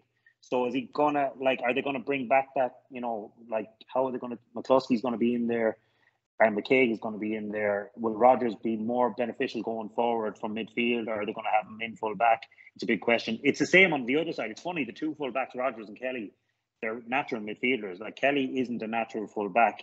Sean McKearns is injured with a cruciate, and Kelly would be 6 or 7. Daly's having a great year at 6, but Kelly is going forward. He's one of the best. You saw him in the Sigerson, like he just tears. We're really losing what Sean Kelly can do having him in the full back line, but we need him everywhere because he's that good, and we're kind of taken away from his game by having him in the full back line. But, you know, if we could free him up, this guy, hopefully in the next couple of years, we'll see him absolutely killing Croke Park going forward, because he's that good going forward. So you're right, Kev, the matchups are serious. On the other side then, as you say, Shane McGuigan, Sean Kelly, I think McGuigan's going to be out around the pit, the middle of the pitch. You're going to have Hearn inside, you know, in close to the goal, but they're not going to have that 2 or 3 up at any time. They're going to be coming from deep. So once they turn the ball over, they're all going to be coming forward anyway. So you could have a 5 and a 7, a 10 and a 12 inside in the full forward line. They're very comfortable in playing anywhere. Match winners, lads. Who can win this game for Derry, Matty? I suppose you look at the obvious fellas of likes of McGuigan and the likes of Glass and stuff like that. But like it'd probably be the same on the other side. It could be someone that's, you know, we've mentioned Cassidy, who's been really, really good through the year. You know, you can't. I'm really impressed with Kelly and Silk at the back. But I mean, you know, you tie up two of the maybe Loughlin and McGuigan, and you know, it leaves a bit of room for Benny Heron, who really stepped in again Donegal. So you know, you don't know. It could be someone like that. Shea Downey has been relatively quiet on the scoring front. You just don't know. It could be somebody like that who, you know, is probably comes in a little bit under the radar. They're obviously going to, you know, look at the bigger players in each team and try and, I suppose, tie them down first. And it's probably possibly going to be someone like that on either side, who probably ends up maybe being the unsung hero, and maybe, you know, with a match-winning score or a match-winning goal or something like that. We don't know. It very, very possibly even a defender. Kevy, what about yourself? 2 people simple for me in terms of this. I have Derry Major Favourites, said this in the WhatsApp group 2 weeks ago. I'm not trying to get at Finney in here. We all have our different opinions. But for me, if Galway are to have any chance, Paul Conroy has to bully the middle of the park, has to win that battle with Conor Glass. And Shane Walsh has to have a bigger influence than he did the last day. He can't drift in and out of the games. And, you know, them two are vital cogs. You know, McDaid the last day stepped up. He was brilliant. But, you know, Conroy's really going to have to show his leadership skills here, because, you know what, I just think Conor Glass is just at the minute, he's licking his lips and he's about to become good. He's just he's been simmering all season, and just the last day, okay, we just started to see glimpses of him. But this lad has lots more to come. And you know what, to stop Derry, you're going to have to go a long way to stopping him. Great shout, Kev. Mr. Prendergast. Yeah, well, I suppose to go with someone a little bit different, maybe say Garrett McKinless. Like, I think, you know, those turnovers in the half-back line could be crucial from a Derry perspective. And I suppose if they are going to be as defensive as we think that they are and going to play the blanket, I think someone like Garrett McKinless, I think, could be crucial to force those turnovers, to get them blocks in, and I suppose to keep Derry's shape as well. Like, I think I think patience and discipline is going to be of big importance to this Derry side as well, because, I think with Galway's trickery up front and in the likes of Shane Walsh and Finnerty, you could see a lot of frees maybe being drawn from a Galway perspective, maybe Colin Marks as well. So I think that's why a lot of discipline is going to be required from a Derry perspective. And to be fair to them, they have abided by that so far, very much so. So, I'd go with Garrett McKinless. I think he's going to be a key man to watch from a Derry perspective. Mr. Hanley, who is going to have the West Wake on Saturday night? Yeah, no, I suppose you can't disagree with what the boys have said. I think Paul is due a massive game, really, because he was relatively quiet the last day until injury time and into extra time, when he did show his leadership skills. He was quiet in the Connacht final as well, but he's been having a great year. Obviously, he's a bit older than the other boys, and the boys he's going to be marking as well. So Conor Glass is fit. He's home from Australia, up and down the park. Obviously, Killian is the man to match up with him because they're similar stature or whatever it is. So I think we will have Killian McDade managing Conor Glass going up and down because of fitness levels and age and stuff like that. So that's a key matchup. But we need Paul around that. Paul's a leader for Galway, and Galway would not be in the semi-final if Paul Conroy wasn't in the panel. Simple as that. We've got captains and Sean Kelly, and we've Shane Walsh and this, that, and the other. But he's dragging the whole lot of them. We talked about Gareth McKieran. Paul Conroy is dragging Galway, all the way through this year. He's the glue that holds the whole thing together. I know you don't see it from the outside, but I know for a fact, having played with him, been in there, he's the guy stopping the messing, the wrong options and all that sort of stuff. He's the lad fucking lads out of it. He's the guy doing all that. So, go back to Kevin's point, around that D area, if we get that ball, and a little bit of space around the 45, we want Paul Conroy on it. And that's it. And I think they will have work plans to get Paul on it because his accuracy is second to none. There's no one that can shoot like him in Connacht. He's one of the best in the country. So I think if Paul has a big game on Saturday, I think we'll have a good night Saturday night. Who's going to win? For me, everything's stacked in Derry's favour. Everything. And, these are famous words, and I'm going to say this about Kerry as well in a minute. Everything looks to it. And I seriously hope this. I wrote Galway off earlier on the year, and fair play to Porrick Joyce. And fair play, he's got the defence solid up. Thank God Mr. Joyce is serving life in prison, or else I'd be down in the square in June. But I wrote them off early in the season. I think they have with Silk, with Kelly, and fair play. Finian mentioned, young Daly's grown into that role at centre half back as well. But look, the system, the matchups, everything for me at the minute just points to Derry. Everything, and it has done for 2 weeks. And unless Porrick Joyce produces this absolute rabbit out of the hat, I can't see Galway winning.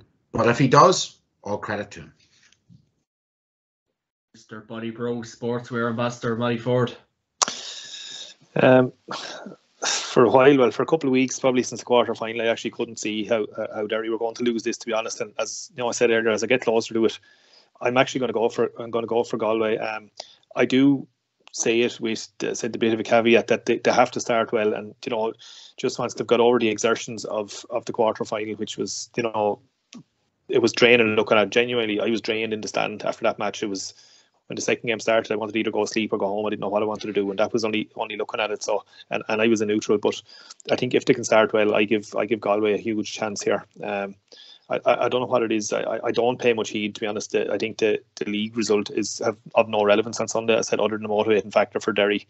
But I just think, we're talking all year probably on the podcast about forwards winning games, and I think man for man, forward for forward, I think Galway just have a little bit more up front. And I think what the main battle you're talking about there with Conor Glass, whether it be with McDade or Conor, I think we'll have a huge bearing on the outcome of the match. But I'm just hesitantly going for Galway. I don't know if it's the PJ factor or what it is, but I'm sure he'll have something in place. But I'm hesitantly coming down the side of Galway. Mr. Prendergast. Yeah, I think I'm just leaning towards Derry. I think Kevin's kind of articulated it perfectly there. Like I think Derry, when you look at when you look at the energy, the work rate that they've shown so far, the brilliance of Conor Glass, McGuigan, they just have far too much firepower. Like as we were saying earlier, too many fours to put out. And look, I think it'll be very close. I think, I think Galway have the players to shoot over that blanket, as we've seen with Paul Conroy, with Shane Walsh if he drops a bit deeper. But yeah, I just think Derry are going to have a bit too much. Yeah, I think it's I think the Derry hype train is going, but we'll wait and see. It's going to be a cracker, lads. And moving on to Sunday's action, lads. Again, it needs very, very little introduction. Did you know that's Finian Hanley there? Who thinks he's going to win? He did You're say. not going to put him on the spot. He did. Did he not? No. No, you didn't. Go on, Mr. Hanley. What's the got? Go on. Look, he's only got one. Look, he's laughing. I was away there. I didn't have to say it. A draw. No, look, it's the boys. Look, this Derry machine is real. I didn't think it was real at the start of the year. I said it. I said, look, Donegal, Monaghan, these teams, it's all the same. But this is the real deal. And as I said earlier on, when you've got 30 players on a panel that are that focused and know their role that well, then it's very, very difficult to play against. They've got tools everywhere. They're just a complete machine.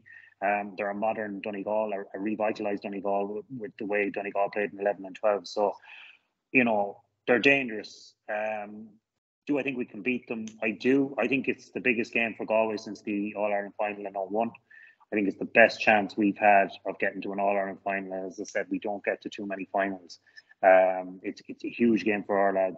And I think, Derry are favourites for a reason because of the system and everything like that. But I just think Maddie's right. I think Park will have a serious plan.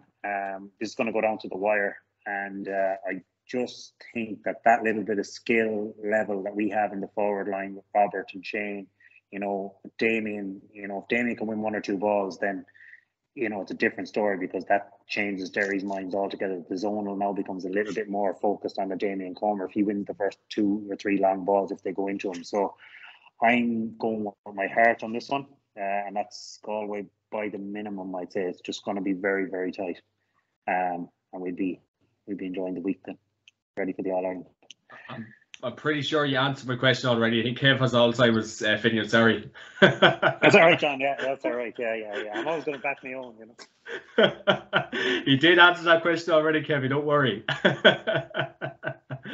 Right, lads. Moving on to Sunday's action in the All-Ireland Senior Football Championship semi-final. It's Dublin v Kerry in Croke Park at 3:30. Tickets are still on sale, lads, so I don't know what's going on. I can't believe it's not a sellout already. So there you go. If you're looking to go to Sunday, here we go, lads. This game needs very little introduction. We'll start off with Mr. Prendergast. What are we thinking?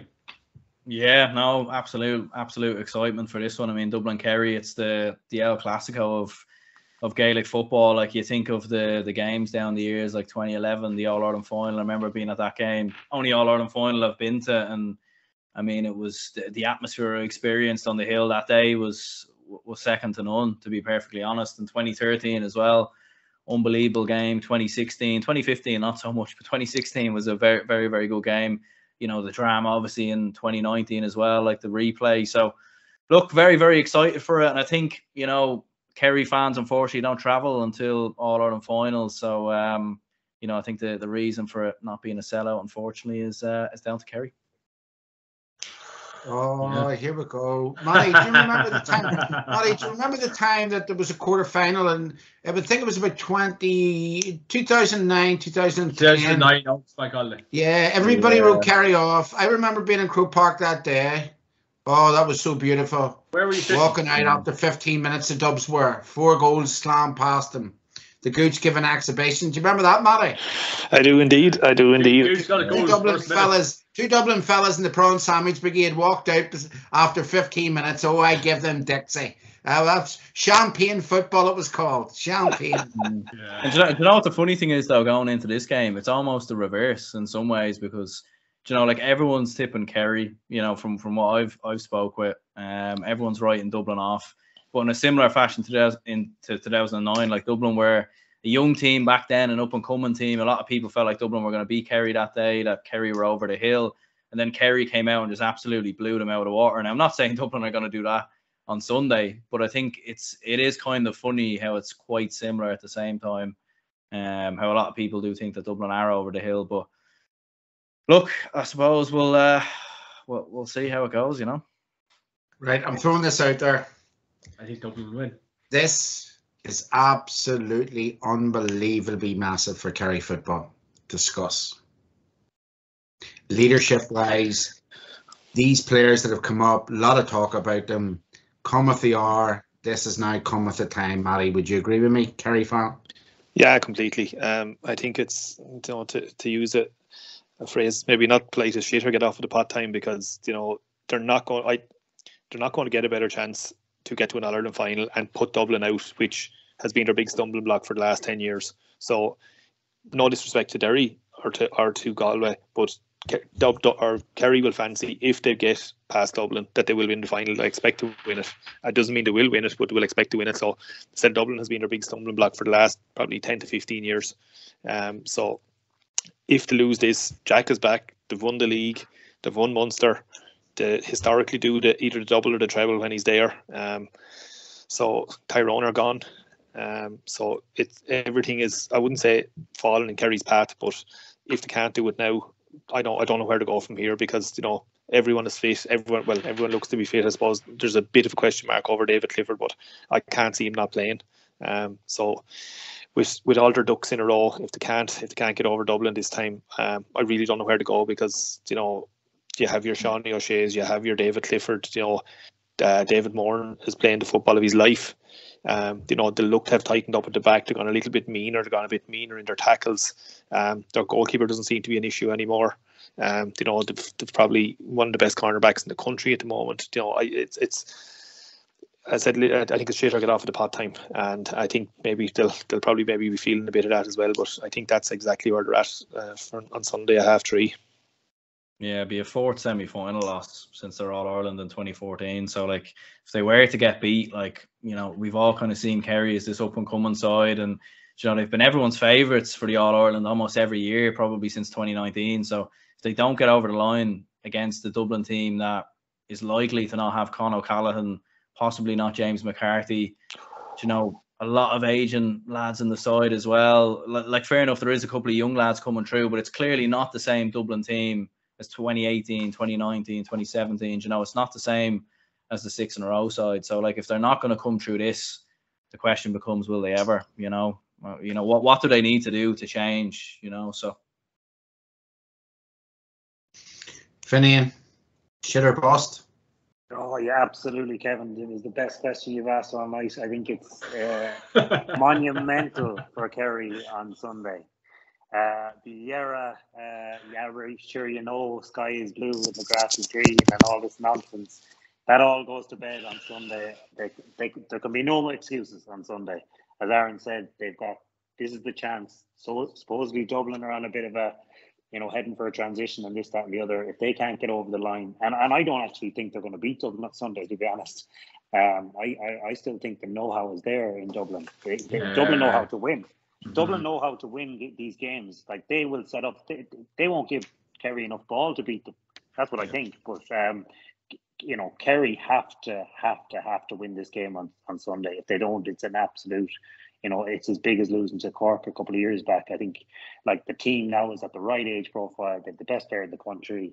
Yeah. They've got a bench loaded with superstars as well, so-called superstars. And you can be superstars and you can tip through the league and you can tip through Munster, but when it comes to the crunch against Dublin and Croke Park, a lesser Dublin team, this is where it's at for Kerry, and they're only going to be judged. And if they don't win on Sunday, boy, will the knives be out for them down in Kerry. The pubs in Killarney and Tralee and Fossa and Rathmore and all over will be, they will be lynching these boys, saying, look, bring back Pat Spillane and we'll be talking about the bomber and the boys again, because it'd be a fatal loss for them, Kevin. I agree with you. I think it'd be a fatal loss for Kerry. I think, where do they go from there? Because Tyrone are going to come again next year. Donegal will be back with new managers. Mayos will be back. And Dublin will come again with another crop. So it's a huge game.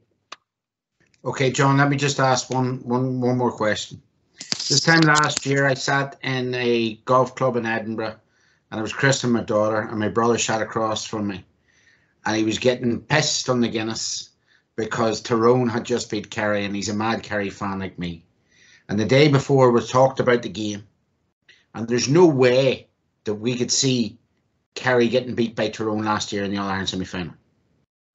No way. And yet it happened. Are we seeing a deja vu? Are we likely to see a deja vu? And how do we see a deja vu? I think, as Finian rightly said there, Dublin, didn't just know how to win these sort of games. Like they're just absolute experts at it. They know how to get up to the ante of these games, and I think if Colin Callan's fit for this weekend, it gives them a massive chance. Aaron, do you reckon that they've got the defence to hold this Kerry forward now? Yeah, to be honest, I don't really. I think they've had a lot of defensive problems through the league. I think they conceded 11 goals, I think, in total. Like, that's a huge amount of goals to concede. You've seen the damage that Monaghan done, on the counter attack as well. Like, it's going to be interesting. Like, I don't think, I can see Dublin being quite defensive in this game, so I don't think they'll allow much space for, your David Cliffords, for Sean O'Shea. Like, I just don't think Desi Farrell or Dublin will be as naive to play that. In my opinion, like, I think they will be playing a short game as well. So in my opinion, I think he's had enough there. I think he can't see. Yeah. But yeah, no, look, I think ultimately I don't think Dublin being as naive defensively. So I do think there are defensive issues there, but I don't think, I think there will be a defensive setup there in this game, to try and curb the influence of Clifford, of Killian Spillane, Sean O'Shea, Paddy Clifford.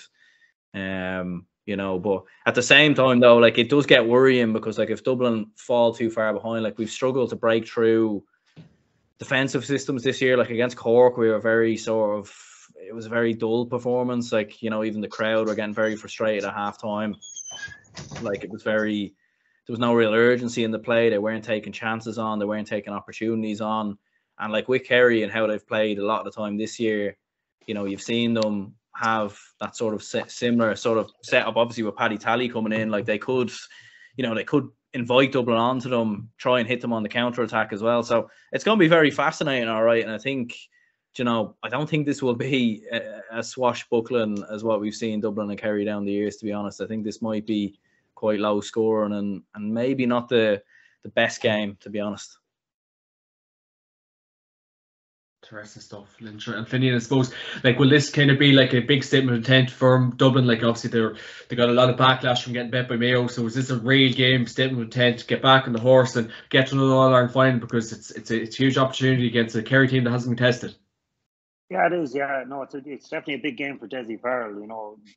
The pressure is on. Having lost last year, I think, and obviously the relegation this year as well. So I presume there's some knives out in Dublin at the minute, looking for who's the next guy to step up to the plate. So look, it's a huge game. Like, when Dublin got relegated this year, people were absolutely written off. They were always going to win Leinster, but what happens beyond that? And look, they're going to cruise always into a semi-final. But if they were to take a beating against Kerry on Sunday, the questions are going to be asked. Simple as that, and that's just the nature of being the best team over the last 10 years and one of the best teams of all time. And I'm sure you'll be hearing Monday morning the call for, Kieran Kilkenny is finished and this, that, and the other, and this, which is nonsense. Though, Fenton, Kilkenny, they're still young guys, and there's more to come from them. There's definitely a number of years left in those guys, but it's a huge statement of intent. I think there's pressure on both sides. I think Kerry have to get over the line, and Dublin, then, from what happened earlier in the year with regards to being relegated and all that, I think there's huge pressure in Dublin as well. So Desi will be looking over his shoulder on Monday morning if they don't get over the line, but they still have huge weapons in their team. We spoke about Costello, a bit of a maverick. They've got Dean Rock. Freeze could be a big, as Aaron said there, could be cagey. Dean Rock doesn't miss Freeze. Sean Shea doesn't miss Freeze either. So that's a big one. Comerford and the kickouts is going to be a big one as well. If he can find enough, he can get 70-80% in kickouts,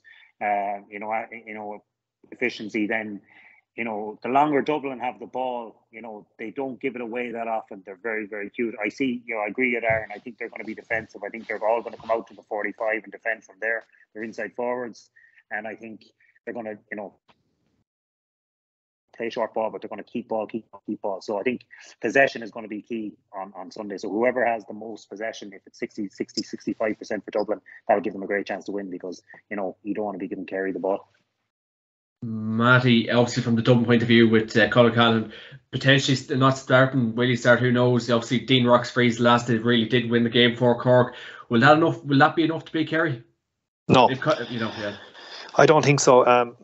Just looking, and I said it after the quarter final, the Dublin Kerry game, I think Dublin have really struggled for kind of a fulcrum in their attack, particularly in the full forward line without Conor Callaghan. He's an unbelievable footballer. So Rock has played in there, hasn't really been that player. Cormac Costello hasn't, and Paddy Small is only on the way back. So they've kind of really struggled. The Dublin forwards only scored 5 points and played the last day again Cork, and look at that in itself is not really awe-inspiring. They absolutely don't have the same.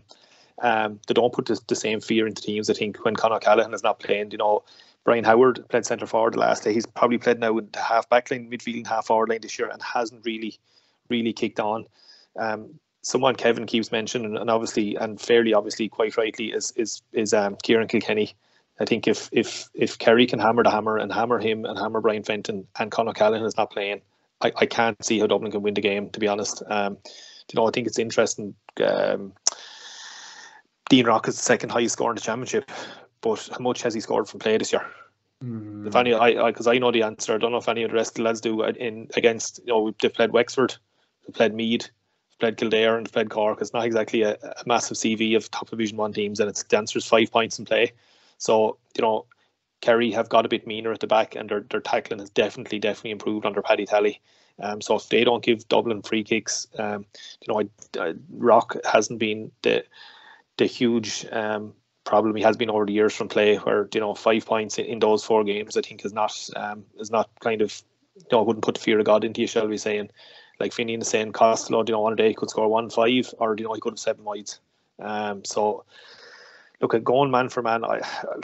We'll come to it in the end, but I find it hard. I think the Dublin full back line looks that could be in serious trouble if it's the full back line. They're perfect. They're fine going forward. Owen Merchant, Lee Gannon have been raiding forward and kicking scores, but I think physically, along with Mick Simons, if it is Geaney again, a big man, David Clifford, huge man, and Paddy Clifford, who was quite very much on the periphery last. They didn't play well, but then you look at Spillane comes in, Brosnan comes in. You just keep going. So I think physically, one-on-one, there could be a problem there. Johnny Cooper, obviously sat back a bit the last day and protected him, but you don't want to be sitting off Sean O'Shea. He'll drop a ball into someone's pocket, with his eyes closed. He was doing stuff the last day. It was just a joy to watch, albeit maybe not under that much pressure. But Johnny Cooper, I don't think can afford to stand off Sean O'Shea. Whether it ends up being maybe John Small goes on to him and follows him around the field. But I see a few chinks in the Dublin defence that definitely haven't been there before. And I think, dry day, dry ball. I think, we mentioned it earlier on. I think the game, whatever was 2009 or 10, you could see, I'm not saying to go with 4 goals, but you could see a similar type attack, all-out attack from Kerry at the start. And if Kerry rip into it, it's happy hard to see a way back for Dublin. Kev, obviously Dublin's bench not as strong as recent years. This would be a game where you'd like maybe the likes of Jeremy Connolly, Kevin McManus and Paul Flynn coming off the bench. Dublin don't have that, so that could be a big disadvantage on Sunday, Kevin. Well, I don't know if they don't have that. I mean, they don't have the players of that calibre at the minute. I think in their ranks they certainly have strength and depth, and they have that coming through. The problem is that there was a lot of guys there towards the end that hung on, and rightly so, because they were great custodians of the GA, great custodians of Dublin. But, it's taken a while for Dublin maybe to breed that new breed in, as Matty's rightly articulated, in Lee Gannon. Sort of Owen Merchant was in and out this last couple of years. Costello starting to get a run over this last 2 years. Scully and Hard coming into the team are sort of a new breed, if you know what I mean, from the old guard. So it's taken a while to develop that team. And they're sort of in their early enough phases. A lot of them guys are. Even Evan Comerford in goal is now playing regularly that he hadn't been over the last 7 or 8 seasons. So they're sort of, in a way, the majority of them are a new team, And obviously then they've got the old guard of McCarthy and obviously Kilkenny, Fenton, McFitz, you know. And I think Matty makes a really good point about the Dublin full back line. Look, I soldiered with McFitzsimons for UCD, as good as cornerback as you'd ever see. When he got inside the other team's 45, you shit your pants and told him to get back, right? McFitz could tackle you all day long. He couldn't hand pass you the ball or kick you the ball, right? But a brilliant tackler, brilliant cornerback, but he's never a fullback. And he's not as nasty as Johnny Cooper is. And I think that Dublin fullback line at the minute is really suspect, especially when you're teaming up against the Kerry full forward line that, you know, Guinea came into a bit of form there. Okay, Paulie Clifford hasn't hit the standards of last year, and obviously we know the genius of David Clifford. The other big issue is, you know, Dublin discipline at times seems to go at certain times. You know, if we're talking about a player like Sean O'Shea being followed by John Small or Paddy Small, John Small in particular, you know, his discipline tends to be a wee bit suspect. And the other major thing for me as Kerry is dictate the play from the start. Don't let Dublin come on to you. You go out, as Matty said, hammer the hammer. Go out the way they did in 2009. And you know what I would do? I'd put Tom O'Sullivan straight on Kieran Kilkenny. That's just my view on it. I think Kerry should be playing the offensive game. All season they've been concentrating on this defensive game, showing up the defence. We all know why. We all know the issues they've had over the last 24 months with that. I understand it. But I think they need to go for the juggler. I think Kerry have been a wee bit afraid this last couple of years. Last year against Tyrone, as I said to you a couple of minutes ago, everything went wrong for them. They missed chances, goal chances they should have scored. They would have scored every other Sunday. Obviously, David Clifford gets injured. They have the most potent attack in the country. They shouldn't be afraid of anybody. And I think they have to go for it this Sunday. I just think they have to go for it. And I think, you know, okay, David Moore's coming into it. Him and Fenton in the middle of the park is going to be a real, you know, that's going to be a real battle. But for me, Kerry have so many aces up front, and Dublin do not have the defence at the minute. I think Dublin are going to have to put Cooper into the full back line. I think that there's no other option for them. And they're going to have to see, you know, when you look at a Dublin team without James McCarthy and without Conor Callaghan, they can't beat this Kerry team. They can't. With McCarthy, possibly, on a bad day for Kerry. With O'Callaghan, definitely. But without two of them, no chance. Without one of them, it's a staunch long shot. So I think a lot of it's in favour of Kerry at the minute. But this is the Kerry team that continually lets us down. That continually fails inside Croke Park. You know, was it Pat Spillane or somebody else said that? You're not judging Kerry unless you have 2 or 3 All-Ireland medals. These are guys that have 8, 9 under 21s and minors between them, yet not one senior. It's now time. It's now time to rise to the challenge. And just maybe an open question to the 4 of you lads, like, do you feel, and obviously we've all been involved in various sports, but like, do you feel that added pressure in Kerry, All Ireland or nothing? Like, and I know, don't get me wrong, like, it's a football man county, they have some unbelievable players throughout the years, but that pressure does kind of weigh on them when they do get inside of Croke Park because there's so much expected of them. Well, you look at a juggernaut like Kilkenny under Cody, or you look at, you know, in our own sport, or you look at a Manchester United under Keane or whatever else. These guys are touted as the next big thing, and they haven't done it on the big occasion. In fairness, Dublin have. Dublin didn't have that success at minor and under 21, but when they got that success at senior, by God, did they build on it. They were relentless. That's why they're the greatest team that the GA's ever produced. And that's probably hard for Kerry people to take. But for me, yes, they are relenting under the pressure. Last year against Tyrone, there was no way that I could see Tyrone or Kerry losing that game last year. Absolutely no way. And everything went wrong for them. But in all fairness, Tyrone, again, done what they do to Kerry. And Kerry capitulated. Yeah. Oh, lads, it's going to be mouth-watering stuff. And what are we thinking, Matty? Who's going to win it?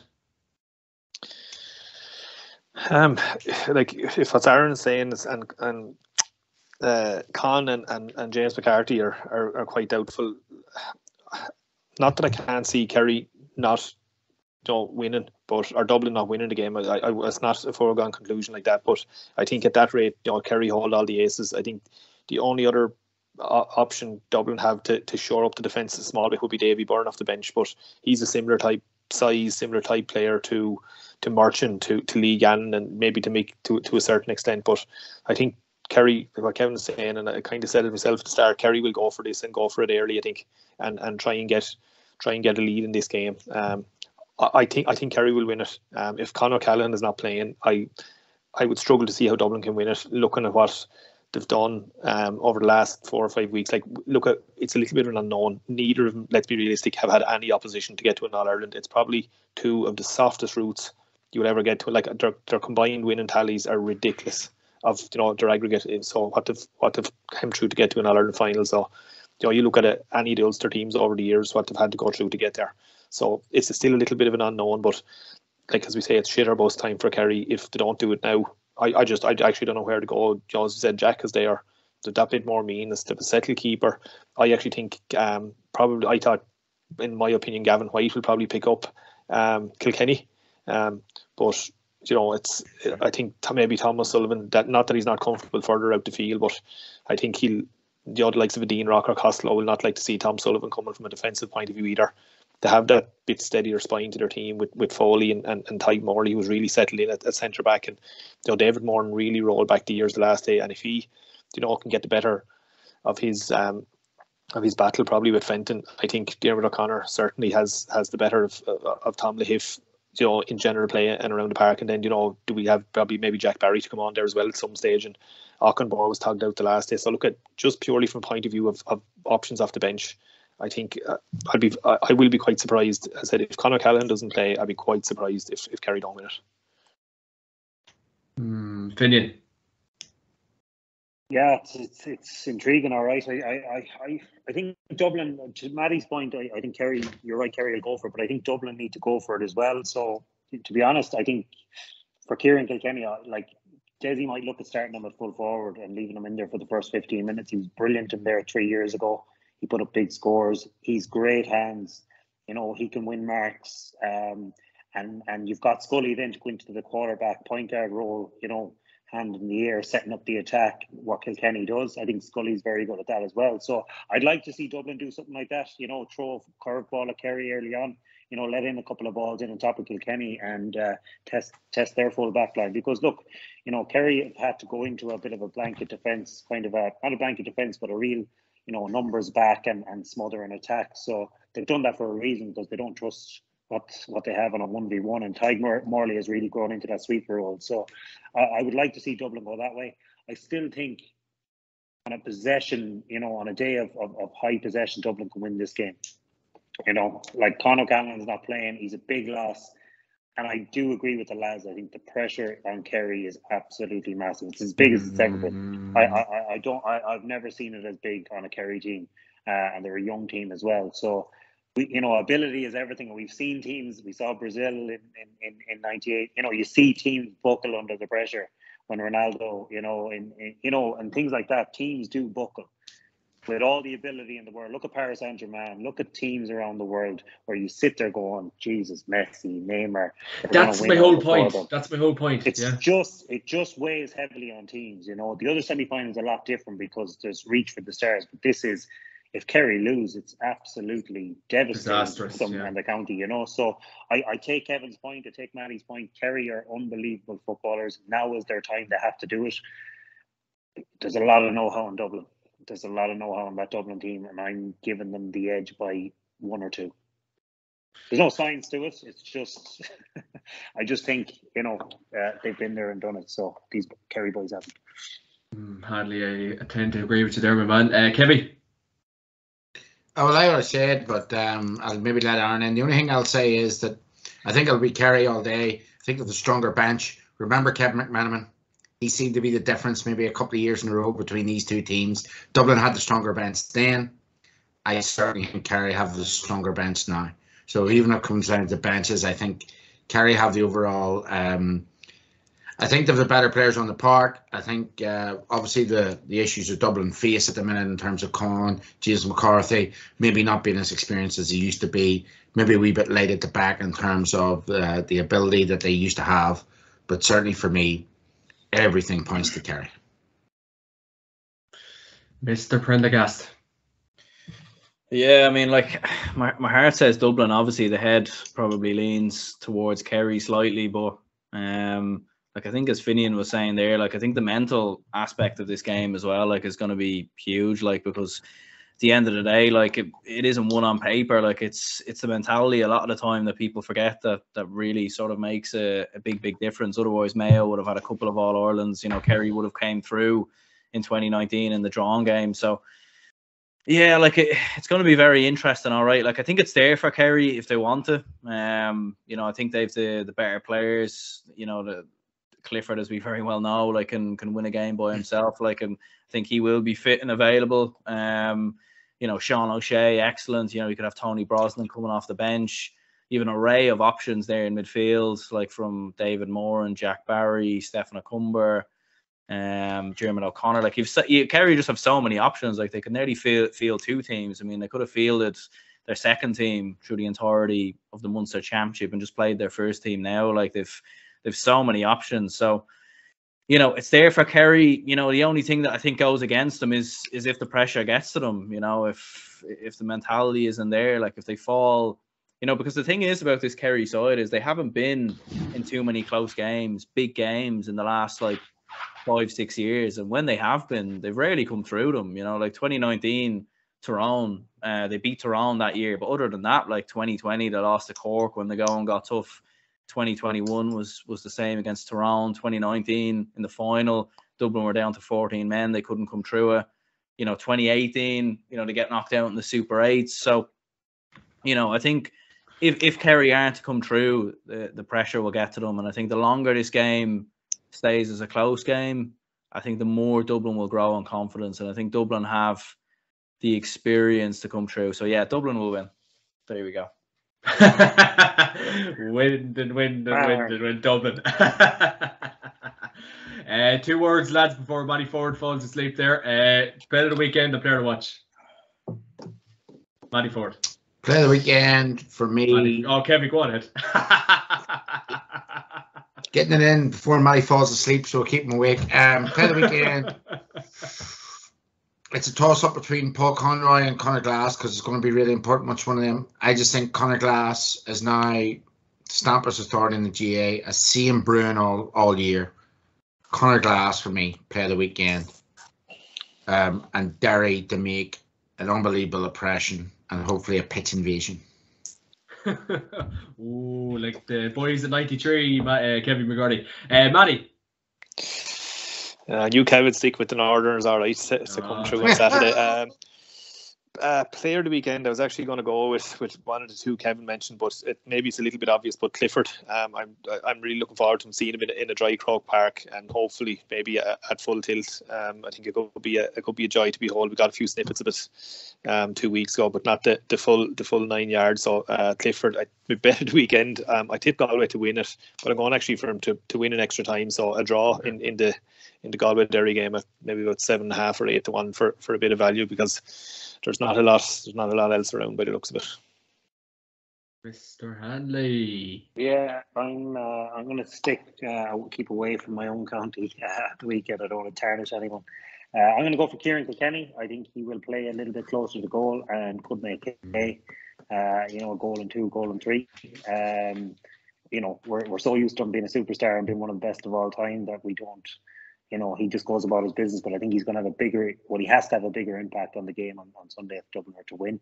Bet of the weekend, Westmeath are underdogs, aren't they? About 13-8, yeah. Yeah.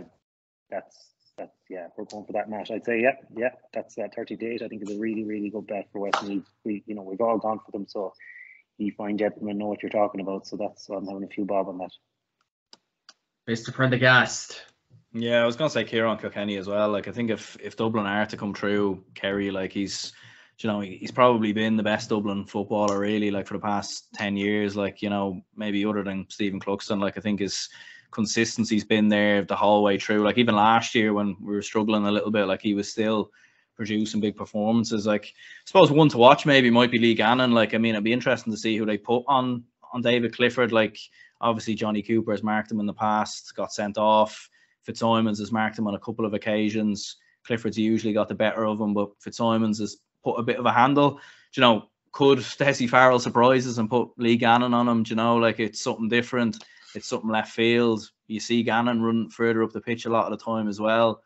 Could drag Clifford back a bit. You know, it'll be interesting, all right. So yeah, I'd say between the two, Kilkenny, Lee Gannon. Maybe I'll go with Lee Gannon just to not be the same. And then yeah, bet of the weekend. I don't know. I guess Dublin to beat Kerry, because I suppose Kerry are the favourites. So yeah, Dubs to squeeze through. John, I never give you my bet of the weekend. It's Calvin Mann to buy 2 pints, 2 cheeseburgers, and still asked only to be charged €10 in Croke Park for it.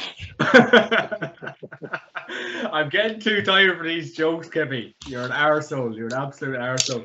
Lads, I'll go with Dublin to win, and Conor Callan, if he's fit, to bring the Dubs home to victory cheese and fall asleep for lads.